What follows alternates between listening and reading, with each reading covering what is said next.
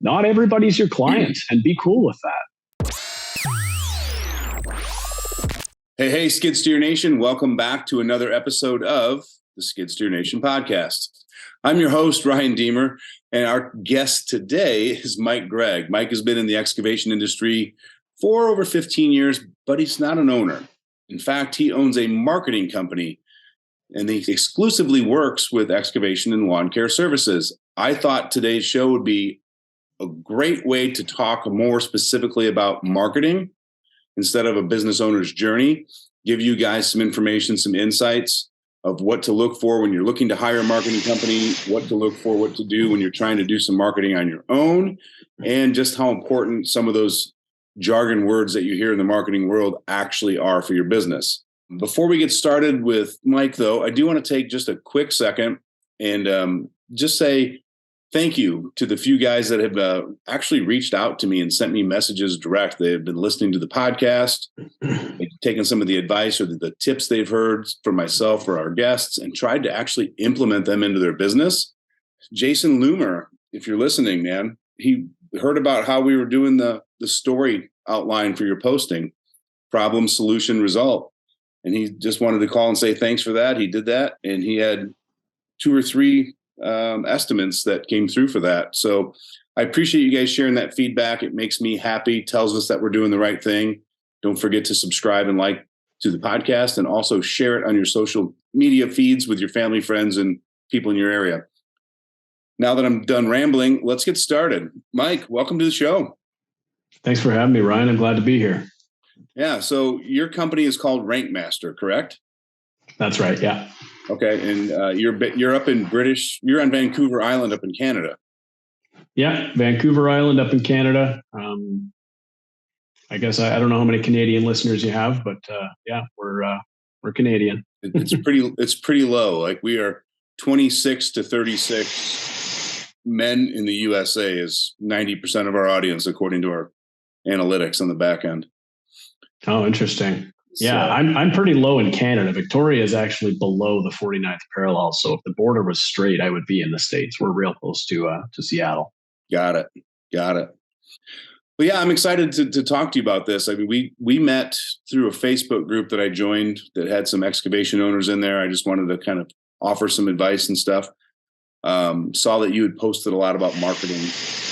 And we decided to connect and do a Zoom call, and just us meeting and talking to each other, I was like, this is perfect to do a podcast episode on.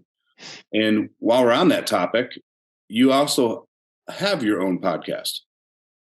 Yeah, that's right. We just started the podcast last week. It's called Breaking Ground. Had a little bit of technical challenges with getting it up, but it's available now on Apple and Google and Spotify. So you can look us up there. There's a couple podcasts with that name, but ours is black tile with a yellow cartoon bulldozer on it. Pretty easy to pick out. I noticed on, I think it was Spotify, that it also has your name, Mike Greig, below the image. So if you go look for it and you see multiple Breaking Grounds, just make sure you see Mike Greig, and that's the right one. Yeah, that's right. So excellent, man. So 15 years in excavation. How'd you get started? What were you doing? I started at a lumber yard, actually. Just sorting lumber and building roofing orders. And I was watching the guys coming and going in the crane trucks doing deliveries. And I thought, they're having a better time than me. So I went and got my commercial license and started driving. And that led me to an opportunity with a local excavation company. And I worked there for 8 years doing a combination of driving, operating. I did a lot of low bed work. I got out of that business, got into a primarily transport company that also did light excavation work. So did some low bedding, a bit of long haul, did some work, backhoe, snow clearing, digging holes for fences and hedges, that type of thing. And in between, I've done a little bit of I guess freelance isn't the right word for digging, but side jobs for friends. I'll rent a machine and do a job here and there just to help buddies out. It's never something that I've been serious about getting into as a full-time business. But yeah, that went on for another 8 years with that company. And somewhere along the way, I started playing around with online marketing. I built and sold a personal finance blog and started helping out my friends with their businesses. And one thing led to another, and I got a couple clients under my belt, and thought, there's something to this. There's a lot of people out there who need this type of help. Guys who they're great operators, they're great in the machine. They understand the work really intimately, but the business side of it and the marketing side of it sometimes eludes them. So that's what I'm here for. I love it, man. And I can't agree more with you. The marketing aspect as an excavation company owner, from the people we talk to, is typically very difficult. They're not versed in building websites. They're not versed in generating automations and lead forms or creating images online. And the hardest part actually is that most marketing companies have no clue about excavation companies. And that's where the biggest disconnect is that I've found, where the owner of the excavation company and then the marketing company start talking. And next thing you know, you're training the marketing company on what you do, what the machine does. They want to play with it. And you're like, when are we actually going to get to work on growing my business? Yeah. And the frustration kicks in. Yeah, I completely agree. I feel like no matter what industry you're in, it's a good idea to find either a company that specializes in your type of work, a marketing agent, whether you're plumbing or excavating, landscaping, whatever it is. Find a company that understands your industry, because that takes so much of the upfront work out of it. Or find a local business, someone that you trust, with a smaller agency that's in your town that you can actually meet with. They can come out to your job site, and it's easier to learn that way than it is when you're working with someone on the internet. No, and I agree with that too. So I'm curious. I want to kind of backtrack just a smidge here. What piqued your interest that made you start digging deeper into internet marketing? Like, at what point, like, how old were you? What were you doing? And like, what was the aha moment? I was about 27. I was newly married. I had a child on the way, and I was looking for ways to make some extra money. I was listening to a podcast called, I believe it's called the Smart Passive Income Podcast, which is one of the bigger business podcasts, or at least it was at that time. And they go through a lot of topics with regards to ways to make money. At that time, affiliate marketing was the really big thing, and niche websites. So I just started toying around with it. I built a bunch of different websites and got a little bit of money trickling in from Google AdSense and from affiliates, and it just really hooked me. I really liked doing it, and I've had this kind of disconnect ever since, where I love being out in the machine. I love running the controls. I love digging holes. I love the practical work, but I also really like the business side. I like being on a computer. I like, making the little tweaks and changes that can get you ranking differently. But yeah, it's that was where it started, and over time it led to different things. I built an electric car a few years ago, so I started an electric car blog and had an affiliate product that I was selling through that, made a bit of money there. And I'm really into personal finance, so I started a personal finance site, and I grew that for about 3 years, and then I sold that. And I came back to where I started, which is excavation. I met a local contractor who needed a hand, really, really smart guy, about our age, started his business in '08, didn't understand the online side of it. He needed a website. He needed his Google business profile optimized. And I said, hey, I can help you out with that. And I've been working with him for about a year and a half now. So yeah, I love the industry, and the digital side of it just turned out to be a really good fit for me. Nice, nice. So if you meet a new client, let's say you meet somebody who's starting a business, what's the checklist that you go over with them? It's like, hey, this is going to be a 6 or 12 month process. We're going to start with phase one. What is phase one? What are the steps that you start with when you're looking at a new excavation company? Right. So I would say that generally I wouldn't work with a brand new excavation company. If you did, let's just say if yeah, for sure. Yeah. So I would start with getting your Google business profile set up so people can find you online. That's not a very complicated thing to do, but Google likes you using their services. So I think people go on and they throw their business name up, and then they just kind of leave it. But what Google wants to see is you on their things. They like to see you using Google services. So a really well fleshed out description for your business name, all of the elements filled out, and add content regularly. You can add images, you can add posts to your Google business profile, and those things all kind of give you a bit of a boost. With Google business, there's 3 things that matter: proximity, relevance, and prominence. And the only one you really can't control is proximity, right? Your business is where it is. So if you're in Detroit and someone's searching for an excavating company in Minneapolis, you're not going to show up. But prominence and relevance are two things that you can control, and you can do a lot to get your business boosted in those regards. After that, get a website up. And it doesn't have to be anything fancy. The way that I think I'm different from some marketing agencies is I don't think you need to spend money on this. And when I say I don't work with new businesses, I mean that I want to see businesses generating revenue before they're giving any of it to me. I've coached a few people through just for free, just to help out, because I don't feel like you need to be spending that money up front. Wix websites and Squarespace and Weebly, and there's all these tools that let you put something together for free. Maybe your wife can help you, maybe your kid can help you, but get something viable out there and then start generating some income. You can do that in a day. Get a website up with put some content on your homepage with regards to what you do, who you are, your story. And then pages for every area that you work in and pages for every service that you do, make them look nice. And that's a great start. That puts you ahead of even some of the established businesses.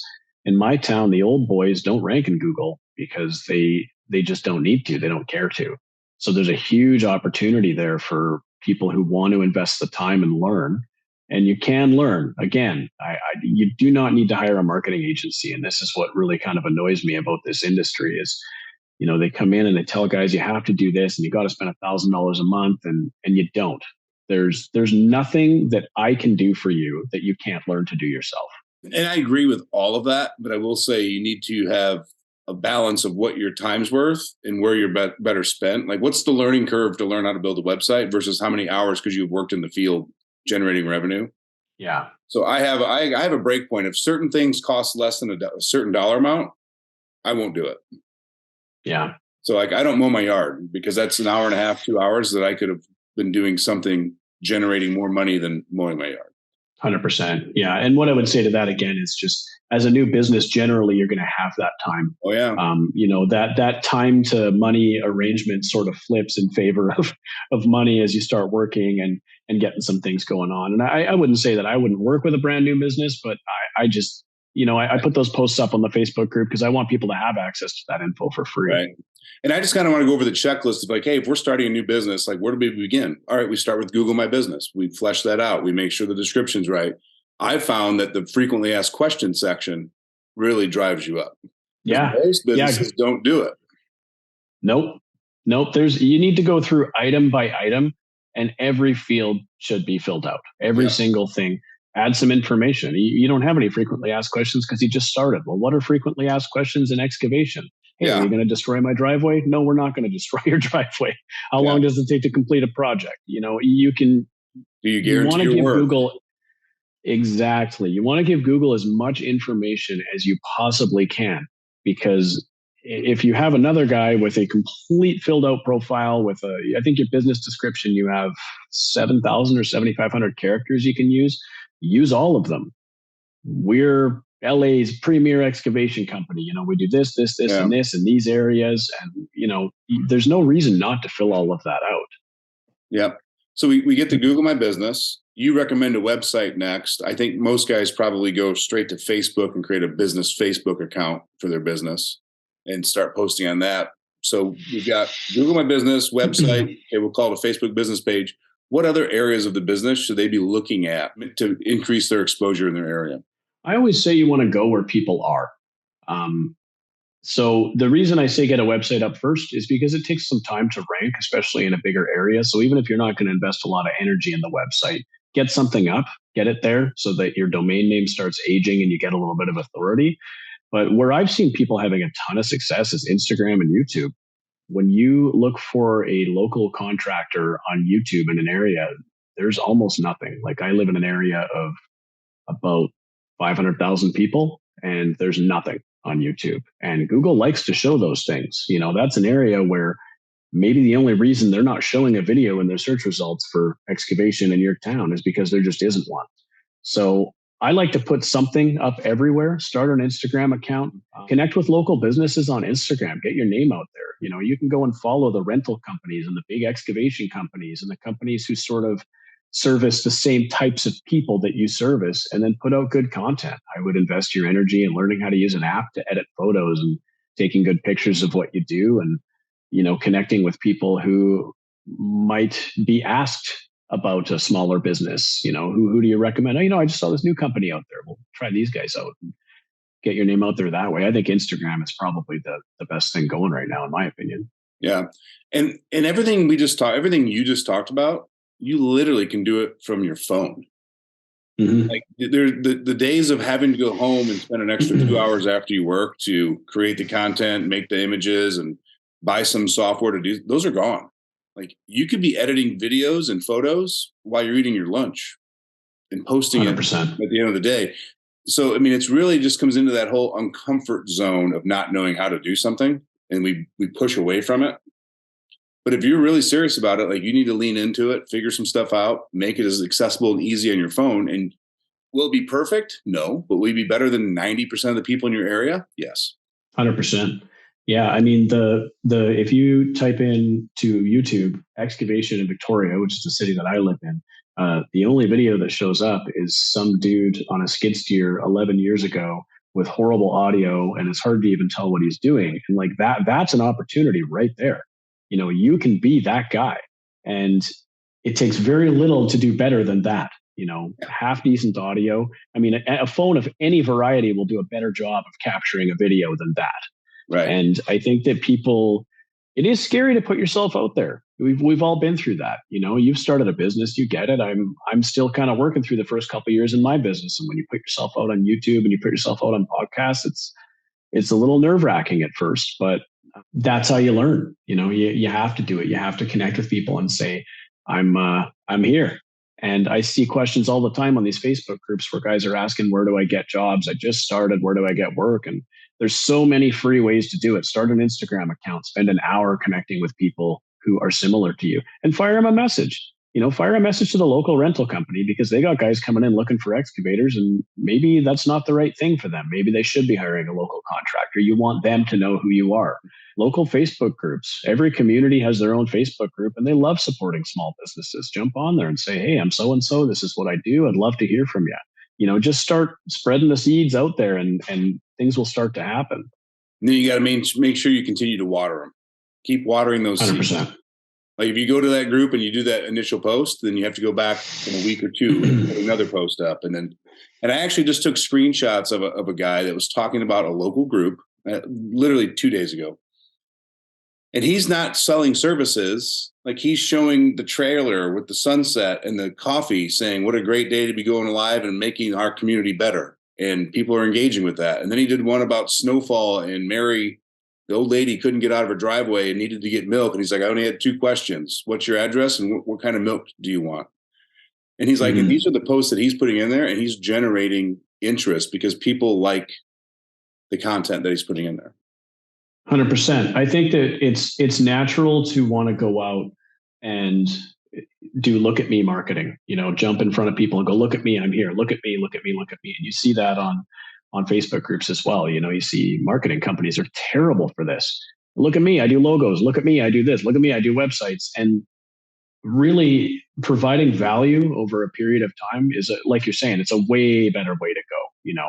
Engage in the community. Yeah, it's snowing. Who's got a 4x4? Let's get some people together. Let's, those are the type of people who are going to succeed in the long term, and people are going to want to support them because they're actually giving value. Yeah. And that's why I do these long posts in the Facebook groups about how to get ranked in Google and how to do Facebook ads and stuff, because I just want to give value away. And you know what happens? It takes 6 months or a year sometimes before a channel starts giving back, but people reach out. People reach out and go, hey, I saw you. You're the guy who was giving away free value. You're the guy who was towing people out of the driveway. You're the guy who was, out helping with a community fundraiser. I need some help. You're the guy. And then you're the guy, right? So it takes time to build that, but it's so worth it, especially in a local community. I would say that people generally give very little. And if you become known as somebody who gives value away, you're the guy. Yeah, I 1000% agree with you. And selfishly, that's one of the reasons we started the podcast, because I wanted to get more time with our audience and the people that could use our equipment at Skid Steer Nation. so that we could develop a stronger relationship and connection. 100%. 100%. Me too. And what I didn't foresee was this becoming my favorite part of the week, and like hearing people's stories and how inspiring it is and how much it actually fills my cup instead of draining my energy. Yeah. Yeah. And you're giving away a ton of value, right? And now, in my mind, you're the guy. Yeah. I'm one more person who is now, if somebody comes to me and says, I'm really struggling in my excavation business, I'm going to go, I've got the guy. I know who to send you to. Right. So now you're my guy for that. And all you did to earn that was be a cool guy and give away value to your audience. Yeah. And we do have that coaching program, Groundbreaking Growth. There's nothing in there that's a secret. Like, it's all available. And with today's internet, you could literally go find everything that we coach yourself. But it's the time commitment, it's the accountability, and it's laid out in a process. Like, if you go to step 5 before you do step 3, it's going to be a longer road than if you would have just done step 3 first before you get to 4 and 5. And that's where I think finding a mentor or somebody that's experienced in what you're lacking has its benefit. Mm-hmm. It's not so much that you can't do it yourself. It's reducing the time. Yeah. And if you want to lose my interest as fast as humanly possible, tell me that you have the secret to something, because it's nonsense. There are no secrets. And I want to make sure everybody hears this. There are no secrets. All of the information you need is publicly available. There's a secret. There's one secret. What's the secret? Persistence. Okay. But it's not a secret. It's a hack. Okay. All right, I'll give you that. It's a hack. But consistency and persistence, man. If you do those two things, you cannot fail, in my opinion. 100%. But, for somebody who has some revenue and is ready to grow, you don't need to sell a secret. You're selling a path. You're selling guidance. You're selling the shortcut. Everybody knows how to get here, but here's the shorter path. We've walked it. We've trampled this path, and we've made it passable for you. Now we're going to show you the path. Yeah. I heard this, and it's a fake story. I think it's just to prove the point of this, but they talked about a FedEx distribution hub, and the whole assembly, the whole roller system line goes down, and the whole place is freaking out. And it's been down for an hour. And the president of that area is like, we got to get it back online. Handyman comes in. He's like, well, I can fix it. He's like, well, how long is it going to take you? And he's like, I don't know, as long as it takes. He's like, what's it going to cost? He's like, $10,000. He's like, do it. We're losing money by the minute here. He walks over and opens up an electrical box and changes a few things. He's done 15 seconds later. And the guy's like, I'm not paying you 10 grand for that. He's like, you're right. You're paying me 10 grand to know where to go to fix it. I love that. I love that. Yeah. That's really it too. And I think even in selling excavation services, that's something that as a business owner, you should keep in mind. You're selling value.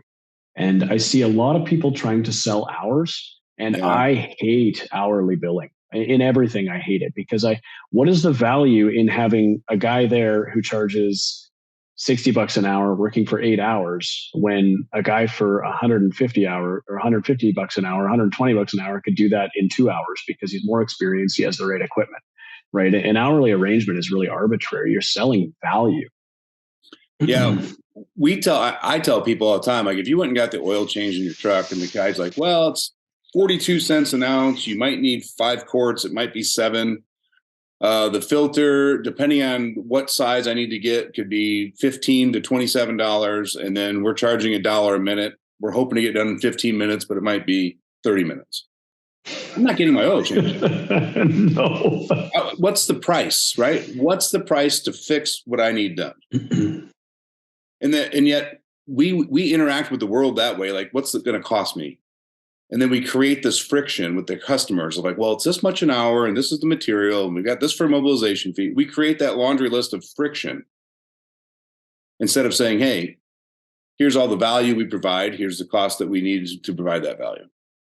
And have you found that the reason people avoid doing that is because they're worried about getting stuck, because a customer will come along and go, hey, while you're here, how about this? While you're here, how about that? And if you're on hourly, you can continue on. But if you define the scope of work beforehand, this is what I'm going to do for you, and this is how much money it's going to cost, then we can talk about extras after the fact. And that's the key, is defining the scope of work. Like, you can always do an add or a change to the scope of work, add that in. Or if it's something really minor, you could do it for no cost to add more value. It was going to take you 10 minutes to go pull a bush on the edge of the property that she forgot she wanted removed. Just go do it. Right. Yeah. No, but I find that people, like, we are humans. As humans, we're creatures of habit. And a vast majority of these excavation companies, especially the younger ones, came from working in excavation companies. Yeah. So you know what they're used to? They're used to getting paid an hourly rate. Yeah. They're afraid of running into that. Ooh, what if the ground's rocky here and I got to spend an extra 2 days if I charge a flat rate? I'm like, well, no, you just build that into your contingencies and your estimate. Mm-hmm. Yeah. And I think the numbers get scary too, right? When when you're doing 2-3 day jobs on a machine, you might be billing out $4,000 or $5,000. And for somebody who's been getting $1,500, $2,000, $2,500 biweekly paychecks for a long time, that feels like a big ask to say is going to cost you $4,000. But I mean, it's not really. You're giving them $10,000 worth of value. And that's the whole thing. Make sure that they're getting a lot of value for what they're paying you, and you're good. But it can be hard to overcome that hurdle. And to be honest with you, I still wrestle with that. When I was in the industry, I worked hourly for 15 years. And I still, when I'm sending out estimates to people, sometimes it's, oh man, that feels like a lot of money. But it's a project. It's a value-based arrangement. And I absolutely refuse to work hourly. Now, I will say in my area, it is a bit of a challenge in that the rates for equipment for big companies are often hourly rates. And the rates are kind of dictated by an organization in my area that everybody sort of just goes, okay, well, it's about this much an hour. So if you're working with contractors, they almost expect that. For you to use that rate and then kick 10% off of it so that they can make a couple bucks as well. But I would say for homeowners, it's largely irrelevant. Homeowners are used to replacing their roof and putting a new furnace in and projects that are just a set amount of money, and they want it to cost that much. They don't want it to go over, right? So like you said, build some contingency into it. Build a couple boulders that you didn't plan for into your price and have at her. Or, I mean, I even tell them, if you're afraid to jump the price up with those contingencies, then just include in your estimate, this number is based on, if you're like Colorado, for example, this number is based on not running into limestone granite boulders 24 inches below the surface that requires breaking up and removal. Yeah. Because if that happens, then we just go back with a change of work and saying, hey, we are running into that boulder. We think it's going to take this much time. We're just going to charge an hourly rate because we don't know how big the boulder is. And now you have that contingency, but you still got the scope of work for the primary project laid out. Mm-hmm. And understanding exactly what it is that they want. One of my closest friends is actually a wedding photographer. He's in business for himself. It's a very different business, but I learned something about business from him that's very valuable. He said that almost all of his problems in his business come from not managing expectations and defining the scope of the work. Yeah. It comes from the, how about this, how about this, how about this? So he has a multi-page contract that he has people sign, but he doesn't just give it to them and tell them to sign it. He sits them down. He says, we need a 45-minute appointment, and we are going through this line item by line item. So there's no misunderstanding about what it is you're getting. You're getting an 18-inch wide ditch that's 2 feet deep by 100 meters long, and that's it. That's... I always say a black and white world's a world that I want to live in, because it means there's no gray area. There's no what ifs. Yeah. I ask everybody I work with before I start. The one question I always make sure I ask is, what is the end result that you will be happy with?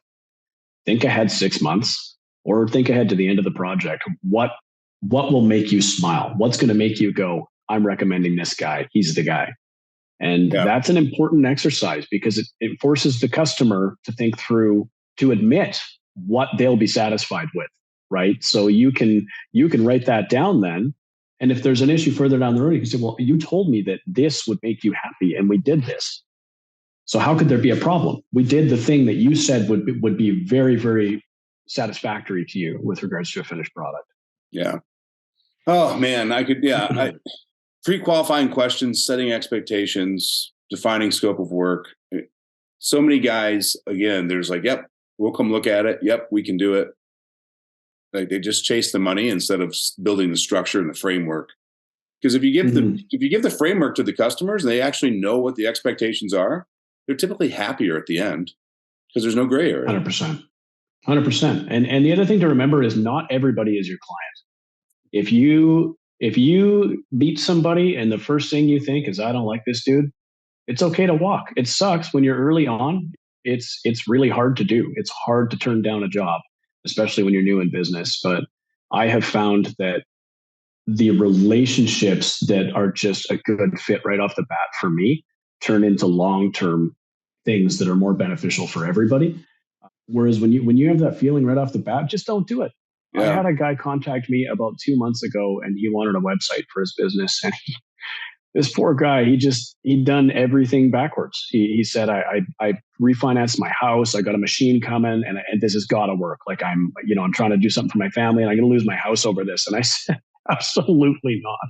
I will not have you wandering this world for the next 40 years telling people that you lost your house because you hired a guy who didn't get your ranking in Google fast enough. And I felt for the guy, but I mean, like those decisions are already made. I can't, at this point, there's nothing that I can do for him that's gonna work fast enough in the opposite direction that's gonna stop this ball that's already rolling downhill. So not everybody's your client, and be cool with that. So I've talked about it in the past too, but like the Pareto, the old philosopher, has the 80-20 rule. So like we kind of talk about it. Like, I mean, if it's an 80-20 rule, then you've got like 20-60-20. So the top 20% of your clients will make probably 80% of your revenue. The 60% of the clients in the middle is just your average client. And then the bottom 20% are those headache clients that you just really probably shouldn't have done the work for. And like understanding those, like what each customer looks like and finding out, like the more interactions you have with people, like the more you'll see trends. Like good paying, high dollar customers will have trends. Like I want it done. I want it done right. I'm not going to argue with you on anything else. That if you can start recognizing those trends, so when people start asking questions or saying things, you're like, oh man, this is just like John last year, and he was a pain in my ass. Yeah, I don't need this. That trend's like, you know what? I'm booked out for 6 weeks. Here's you might want to get back on Google and find somebody else, but I'm probably not your right guy for that. Yeah, and the first few times it's going to really hurt, but sit down and write it out. You've got a $2,000 job, and whatever amount of profit's going to be left for you at the end, $500. Well, this person's going to be a pain in the ass. So, what happens if you find rock or if you find whatever? That $500 is gone in an instant. Yeah. Because when you find rock, you need another machine on site. You got to have a hammer or blasters it gets really expensive. Yeah, and I think more importantly than that is it's the energy and the effort and the time that gets drained out of you. That guy drains you. So the next customer you meet with could have been a top 20%er, but you're not on your A game because you're stressed out over the interaction with the guy that you shouldn't have been doing work for in the first place. So he doesn't only affect 100%. His job; he could affect jobs in the future. 100%. Yeah, they drain and they take, and just not figuring out. You're going to get better as you go at not entering into those relationships. Just like you said, you're going to go, this guy's like that dude last Thursday. I'm just not even going to. We're not a good fit. And the weird thing is, sometimes people won't accept that. You'll tell them you don't want to work with them, and people don't get it because who turns down work? Who turns down money? But the people who turn down money are the people who grow their business faster and get more profitable. Because you're focusing on the people that are your client. That guy's not your client. He's someone else's client. He doesn't align with the way he spends money, the way he views tasks, the way he treats contractors, the way he talks. It doesn't align with who you want to work with. So that's not a good fit. You're going to have people like that, but learn quickly how to weed them out. Yeah. Do you build client avatars with your customers, with your excavation companies you work with? Yeah. That was the biggest change for me last year, is when I actually didn't just like write a bullshit paragraph, but I actually wrote a 2-page client avatar of who my ideal customer is for Skid Steer Nation. It changed everything we did moving forward, and it was amazing. Yeah. So for those listening, a client avatar is basically a fictitious person who is the perfect customer you want to work with. I mean, it's like his name's George. He's 42 years old. He recently left his job in the union, started an excavation company. He's been in business for a year and a half. He has a wife. He has 2 kids. His savings account has $35,000 in it. And we get real granular on that. You know, like he's at a point where he wants to grow his business, but every dollar he spends is important. So the money he spends on the attachments has to be in alignment with a return on investment, not just that's cool, I want it. 100%. So, but again, you can do that same exercise with your market in your area. And whether it's male, female, 30, 60, landowner, residential owner, like make that avatar.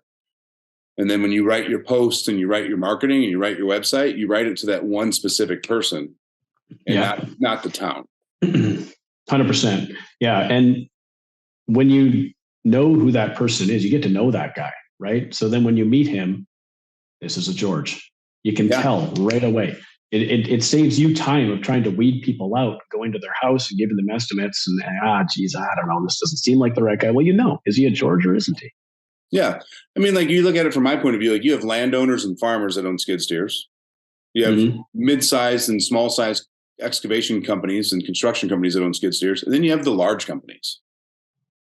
Well, like, the chasing the 25, 50, $100 million a year excavation companies sounds so appealing, right? Like they'll buy 100 attachments a year. But they're buying it from their dealer because the attachment means nothing to them. They're buying $1 million bulldozers. They don't care about your $7,000 attachment. Right. And then the hoops you got to jump through to get into procurement and this project manager. I'm like, it's not a good fit for me. My time's more valuable than that. And same with the landowner. He's going to buy one attachment and use it for 50 years. Yeah. And for him, the satisfaction of working with that guy is probably a lot higher, I would guess, because you're really moving the needle for him. For a big company, they might buy that attachment and throw it at the back of their yard and not look at it for 2 years. Whereas the guy your avatar, he's going to get it and he's going to put it to work and it's going to really move the needle for him right off the bat. Yeah. So we just discovered like, hey, if we go after small and mid-sized excavation companies, if they like us and we work well together and they like the quality of the first product, there will be a time in the future they buy a second or a third or a fourth. And then our cost of acquisition is lower. So that's like, this is our core market. If a landowner or a farmer calls in, I'll help them, but I'm not spending time, energy, and money to say, hey, look at me over here. Yeah.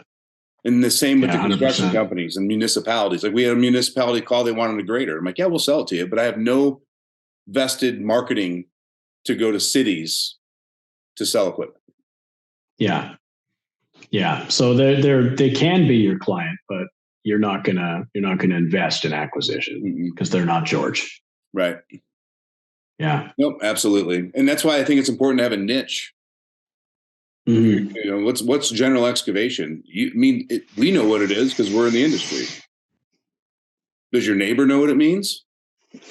He knows he needs his French drain, or he knows he needs a new septic system, or he knows he needs a gravel road. What's general excavation? Well, and as soon as you become a general excavation contractor, who are you competing with? Right. Everybody. You're competing with the big boys versus if you become a contractor who only does ponds or who primarily does French drains or perimeter drains or grading or land clearing or whatever it is, then you can be the guy. It takes 20 years to be the guy in general excavation, but you can be the guy for one thing in 6 months. If you want to niche down on that type of work, I really think that's important. I have a buddy of mine, he's local here. He's gone into excavation and is not general. He does rock retaining walls and decorative ponds, I think are his 2 big things. Oh, and sports courts. He does basketball, tennis courts. That's it. And nobody else in this area is marketing those things. So yeah, there's fewer clients, but they're higher value clients and they're easier to find because you're the only guy doing those things. Maybe with the exception of retaining walls. There's other companies doing that, but he bought a machine with a bunch of attachments that are sort of specific to the work that he's doing. He's got a steel wrist and he's got a grapple and a bunch of different stuff that is for the specific type of work he does. Yep. And now he's the guy, and it's only been 2 years. Yeah, it's very easy if you stay focused. I call it stay in your lane. Don't get big eyes from new opportunities that don't align with who you are as a company. No, 100%. And if you're trying to go big fast, the people you're going to be working for are contractors who've been in business for 20 or 30 years and who know the business a lot better than you do. And not only can that be a very, very pricey arrangement if you don't know what you're doing, but you can waste a lot of time and money, buying big machines and just you can make more. I have a friend who has a 35. He's got a 35D, I think, a John Deere. And the amount of money that he makes with it is crazy because you know who he's working for? People who don't have a 35. He's to a homeowner, he's the guy. Right. He can go in there and he can do more work in a day than they can do in a shovel in a week. And with a shovel in a week. And that machine bills out at like, I don't know the exact numbers, but it bills out like relative to how much he spends on fuel and how much it costs to acquire the machine versus something like a 160. It's just a more profitable machine. And that's not the case for everybody, but that's for him and the work he does. That's all he needs to make a really good living. And that's I think that's key. Yeah.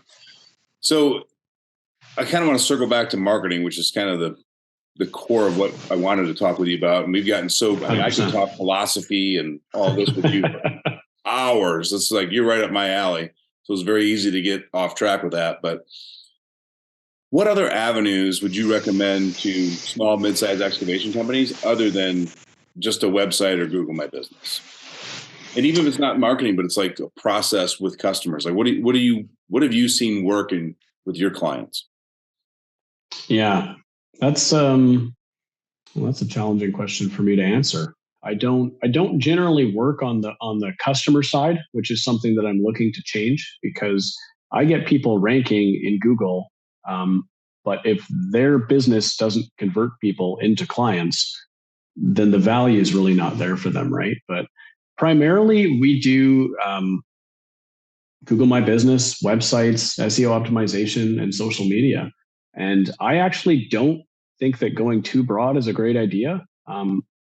Scatter some seed everywhere, but in a short order, you're going to start to see where your people are and where there's interest in your business. And that's why I say Instagram really has been the biggest one for my clients around here anyway. Yeah. So we did an episode a few weeks ago with Tom Gardocki. He's called the Dirt Ninja. Okay. So he's got, I don't know how many, 80,000 followers on YouTube. He's partnered with Cat Marketing. He's got 1 million views on this one video and stuff. But he made he made a name for himself on YouTube. And he was just saying the editing time and all the work it takes to make a YouTube video. Now that I have a 2-year-old kid and our business is growing, I haven't posted on YouTube in a while. He's like, but I post on Instagram all the time. Like he's even transitioned from Facebook, YouTube to Instagram. Yeah, and people like watching those shorts now, and they're cross-platform. I mean, you can make those style vertical short videos, and you can use them on YouTube and Instagram and TikTok, Snapchat, or TikTok. Yeah, I'm not a TikTok user, probably because I have young children in the house. But I have a friend who is seeing real success on TikTok, and I think it's probably one of the platforms to pay attention to right now. We haven't done any work with it, but I'm hearing that it's pretty easy to build a following on TikTok. It's pretty easy. I mean, I did an episode with a young guy, and he's in the military. He owns this and all that, and he's like, and after the show, he's like, yeah, I've got like 130,000 followers on TikTok. I'm like, how the hell is an excavation company in Mississippi get 130,000 followers on TikTok?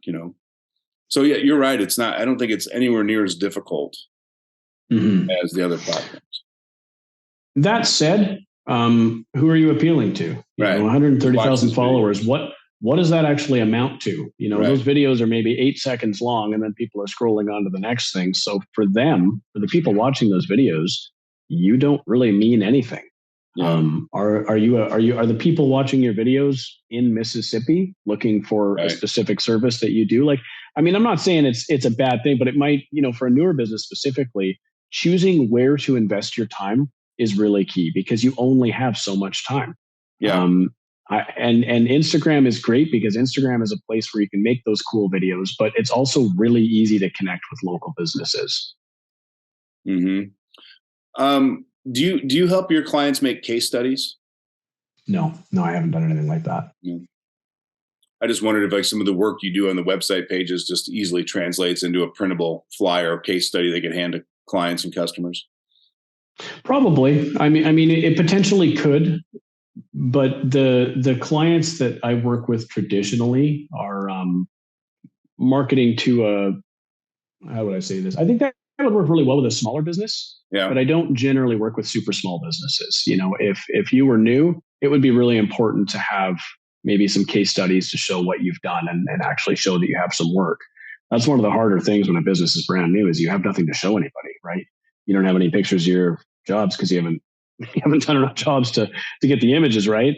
So no, I haven't done anything like that. But like I said, something that I need to sort out as I move forward is how the people I'm working with are taking the leads that they're getting from us and turning them into clients. And maybe that's something you and I can talk about another time. But you can pour leads into a business with a fire hose, but if they're going to a crappy website or a website that is very inspecific about what it is you're meant to do on the site or how to contact you, or they contact you and you answer, this is something that I've seen a number of times. You phone the business phone and they go, hello? Oh, is this Bill's Excavator? Yeah. Okay. Do you do drainage? Yeah, we do drainage. Then you see our website, it's when you pass off marketing to sales, that needs to be a really, really seamless transition. So the people that I've worked with in the past, and I don't have a ton of clients. I like to have fewer clients and go really deep with them, but they have the sales part of it dialed in already. So I wouldn't say that that's a problem I've really come up against too much, but I see it with other businesses.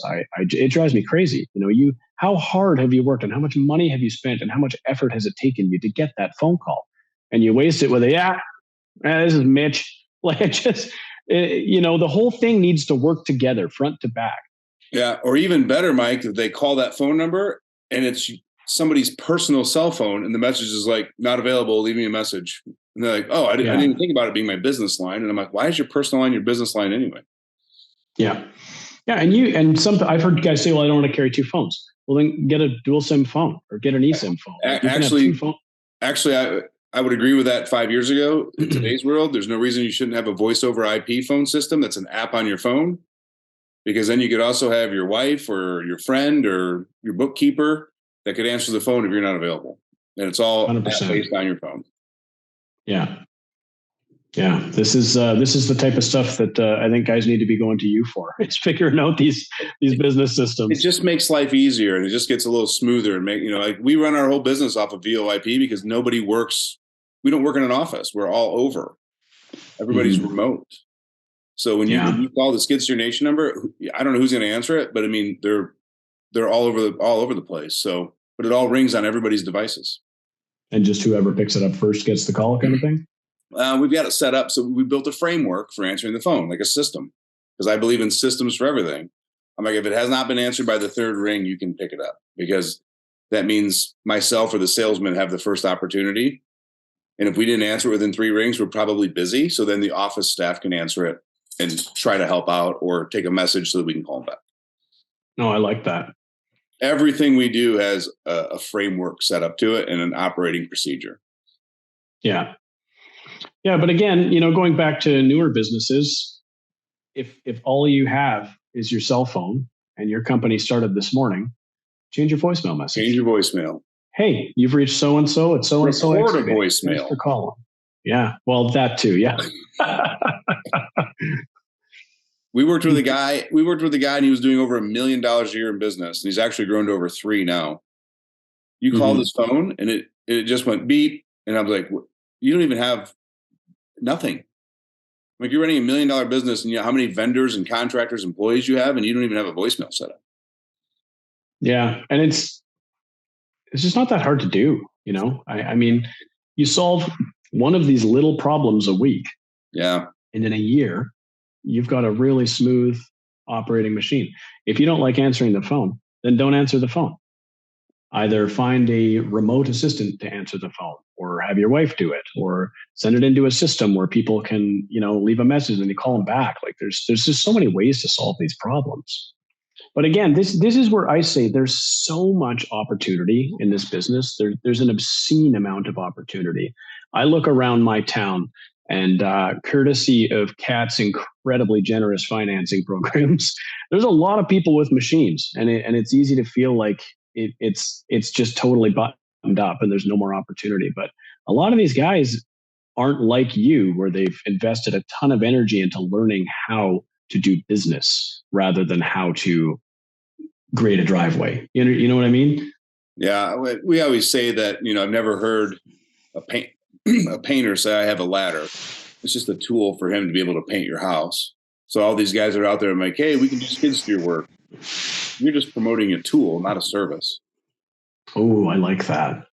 What is skid steer work? And like, you do it every day. You get it. Like you and I could get into a very deep conversation on SEO, and this whole audience would just tune out because they don't get it. We'd have to do it. Yeah. We'd have to be descriptive and bite size and make it understandable. Well, your customers that need services around their house, you got to do the same thing with excavation services, because it's not something they handle or do on a daily basis. Yeah. And they don't know that they need a skid steer. Yeah. They know that they need the potholes in their driveway filled. And that it's possible to do that with a mini bulldozer or a skid steer with the right attachments, or an excavator if you're very, very patient, or maybe a backhoe, depending on the material, the area. There's so many considerations that the customer. But you're not selling skid steer; you're selling driveways, right. And this circles back to you and I had this conversation, I think, the other day about that. What was that book? You said you'd read it too, about marketing, about the $100 million offer by Alex Ramosi. No, that wasn't it. Dang it. It's going to come back to me, but it's all about how you position yourself. For example, when you go to a website that offers skid steer services, well, that's nice, but I could rent a skid steer. So that's not necessarily helpful. When you go to a website, what you're selling is the end result. Imagine that you go out in your backyard and you've got a beautiful landscape for you to drink your coffee and enjoy. You're selling the customer, you're selling the end product and the experience. Wouldn't you like to be the house on the block where everybody gathers? And I think a great example for people to really go look at and go, this makes sense, is like find the local hardscaper that's the number one hardscaper in your area. Go look at his website. I'll guarantee you the picture on his homepage is not a pallet of stone. It's a finished, beautiful backyard with a sun setting, because he's selling the image of what the house is going to look like, not the materials he uses to make it happen. It's just his skid steer in the middle of a field. Check this out. I will bet you money that is not what it is. Yeah. And that brings back to another point with regards to marketing. Success leaves clues. When you're trying to figure out how to position yourself and what you want to do, look at what other people are doing. If you want to have an Instagram account that's selling excavation services or pools or whatever it is, look up other pool companies, not even in your town. Look up other pool companies that are doing really, really well on whatever platform you're using, YouTube, Instagram, Facebook. You can do the same thing with SEO. If you type in landscaper near me, who's ranking? That can be reverse engineered. Why? Is their website good? What kind of website do they have?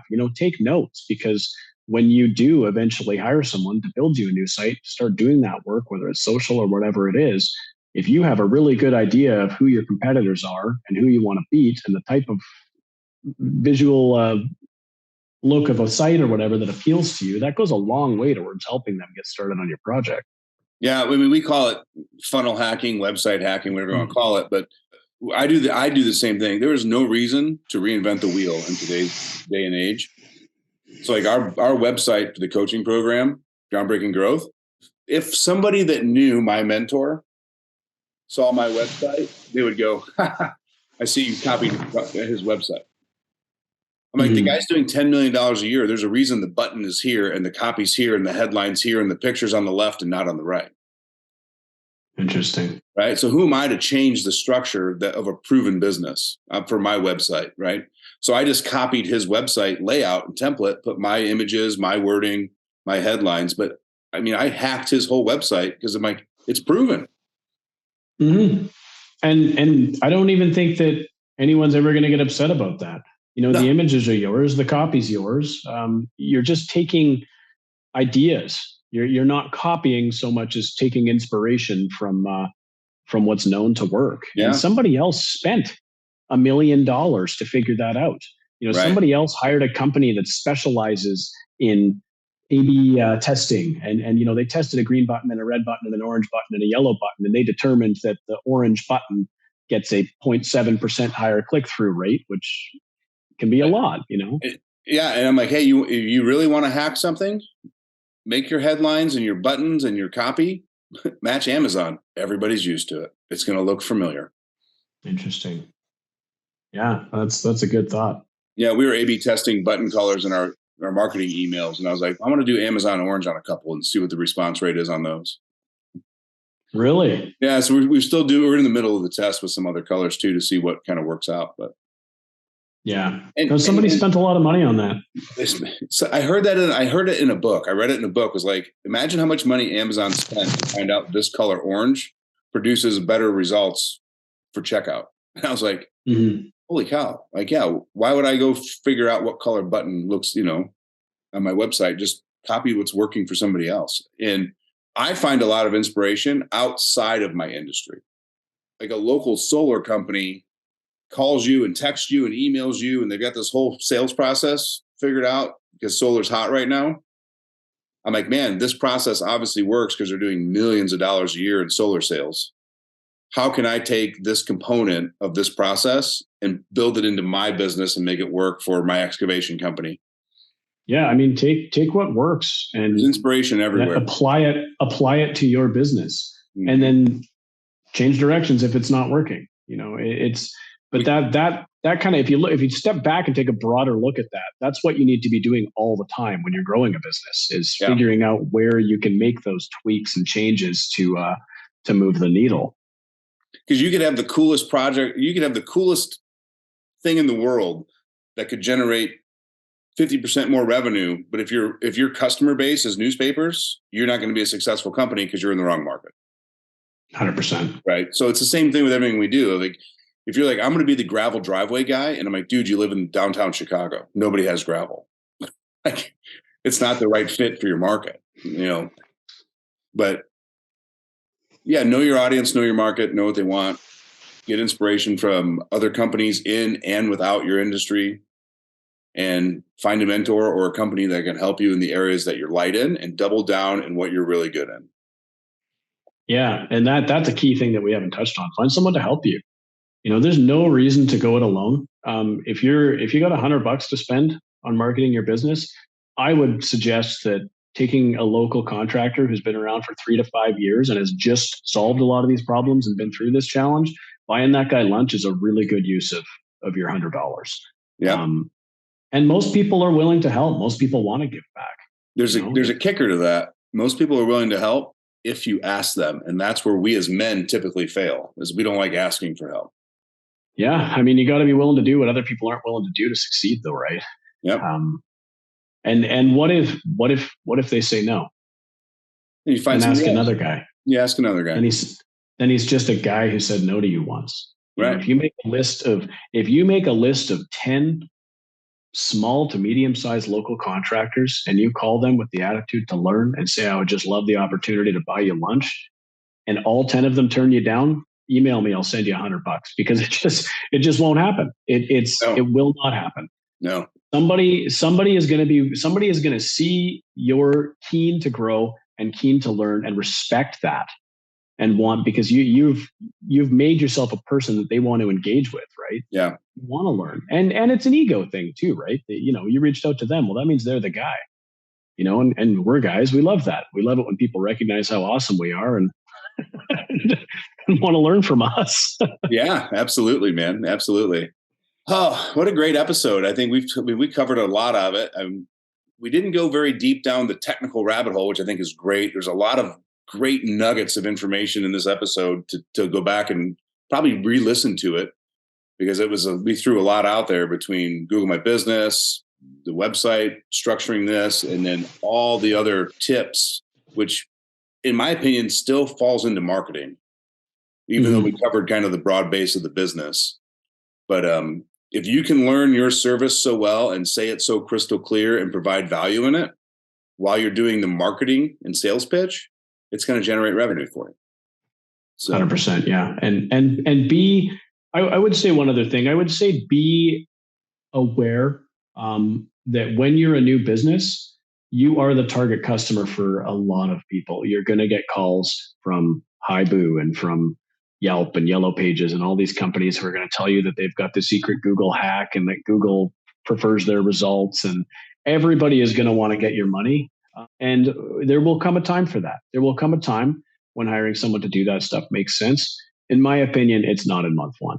It's unless you have another business and you've sold it, and you've got a bunch of money in the bank account, this is just something you want to do and you want to launch off really fast, then that's a different story. But if you got a single machine and you're just trying to make a go of it, don't let anyone tell you need to spend a lot of money doing this stuff. Like you said, you can Instagram posts, you can do that on your phone. Short videos, you can do that on your phone. Ask your friends to promote you. Buy a domain name on GoDaddy. You can literally build a website at GoDaddy. 100%. You can build a website for $10 a year, and those businesses, I don't want to run anybody down, but some of them they have warehouses full of people just dialing and dialing dialing and dialing all day, and you are going to get the type of product that you might expect from a company that has warehouses full of people dialing and dialing and dialing. Yep. Absolutely. Well, Mike, thanks so much for coming on the show today and giving us your expertise and your knowledge in marketing. If Mike resonated with you in today's episode, we will have his contact or his website in our show notes, rankmaster.ca. Feel free to reach out to him. If you want to hire him, that's fantastic. But if you just want some advice, I'm 99% positive he'd probably be willing to take a short phone call with you and help you out through a problem that you're stuck on. So, man, thanks again, Mike, for being on and joining the show today. Yeah, I appreciate you having me. Thanks, Ryan. It was good chatting with you. Yeah. All right, guys, this episode was brought to you by our coaching program, Groundbreaking Growth. Head over to groundbreakinggrowth.com. See exactly what our 3-phase process is to help you structure, grow, and then scale your business. If any of that resonates with you, fill out the lead form. I will personally be the one you speak with. And if we're a good fit, we'll work together. If not, you'll learn something from that phone call regardless. I guarantee that. So until the next episode, keep your hands on the sticks, the tracks on top of the surface, and you'll make that dollar. See you guys.